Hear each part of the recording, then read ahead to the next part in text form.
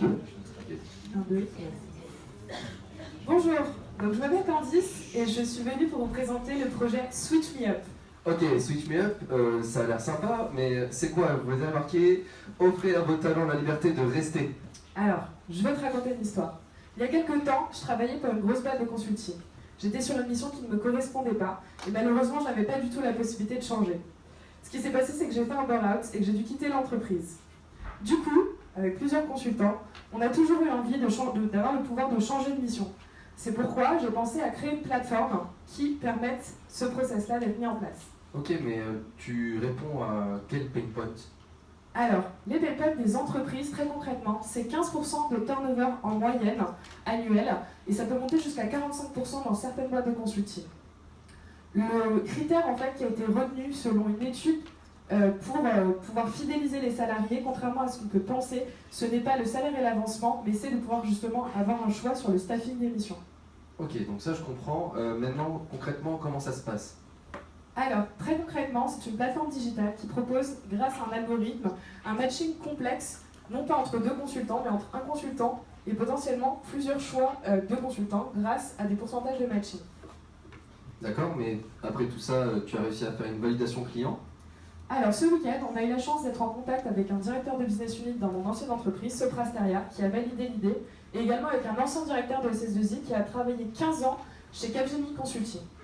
D'accord. Du coup, tu as un business model, j'imagine, pour gagner de l'argent? Bien sûr. Alors, pour les sous, en fait, le problème auquel on s'attaque, c'est un coût d'opportunité en fait, pour les entreprises de minimum 40 000 € si on pense au coût du recrutement, au coût du licenciement, également au coût du désengagement par salarié et par an. Donc c'est vraiment un minimum. Donc ce qu'on propose en fait, c'est des crédits de switch, c'est-à-dire que les entreprises ne paieront que pour les salariés qui vont switcher. Donc pour les moyennes entreprises, on va dire entre 200 et 500 consultants, ce sera 1 000 €. Et pour les entreprises de plus de 500 consultants, ce sera 2 000 €. Donc en gros, je suis ton client, je switch, je paye, et je switch pas, je paye très cher en fait. Exactement. Ok, quel est ton marché? Alors le marché est très gros, en tout cas ils ont, on va dire, les moyens. Donc ça correspond à 95 milliards d'euros pour le marché du consulting en Europe, avec une croissance annuelle de 4%. Oui, ok, ça fait beaucoup d'argent. Oui, ils ont les moyens. Ouais. Et tes concurrents du coup? Alors donc, il y a des concurrents seulement en fait sur nos deux avantages compétitifs qui correspondent au fait d'être vraiment centré sur le consultant et non plus sur les besoins du DRH, on va dire, même si c'est DRH friendly. Et sur la spécificité d'usage du switch de mission, on est en fait les meilleurs sur ce marché-là. Ok, vous êtes les meilleurs, mais vous avez une équipe, j'imagine? Alors, j'ai eu l'occasion, grâce à ce super Startup Weekend, de rencontrer donc, ma super équipe, Adam, Vincent, Alex et Fariz.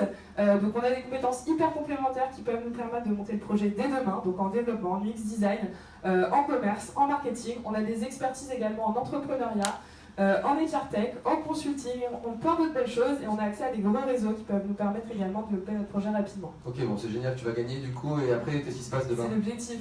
Du coup, là on a notre MVP qui est fonctionnel, qui vous est présenté par mon équipe du coup, ou qui vous a été présenté, d'accord.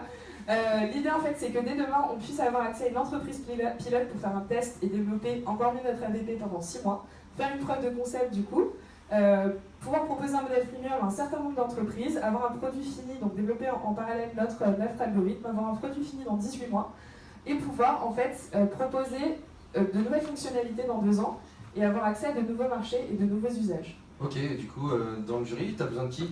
Alors, j'aimerais beaucoup pouvoir parler avec Madame Le Cardonnel et également avec Madame Liben de Faber Novel, puisque on est sur des marchés qui sont hyper synergiques.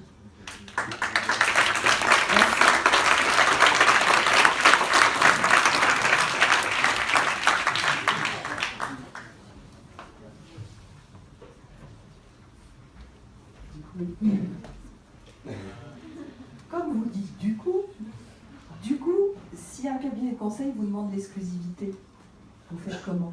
On les fait payer très cher. Une réponse à ça, en fait, on vend en marque blanche. Et après, l'exclusivité, oui, bah, ça se monétise, mais en fait, ils n'auront pas réellement besoin d'exclusivité, vu que c'est en marque blanche.